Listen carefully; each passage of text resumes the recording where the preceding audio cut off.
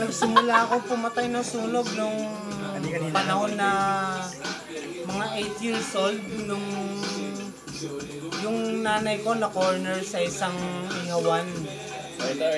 Then nagkalat yung mga uling.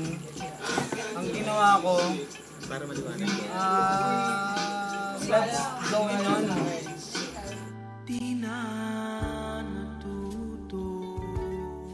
Para sa inyo, mga fireman na kagaya ko. Manalig lang kayo. Kumapit sa hose para straight yung pukol ng tubig. Alam niyo naman, ang tubig ay siyang pumapatay ng apoy. Ang puso ko'y tanging iyo.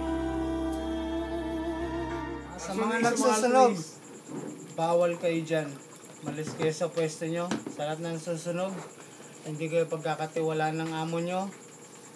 Masusunog lang.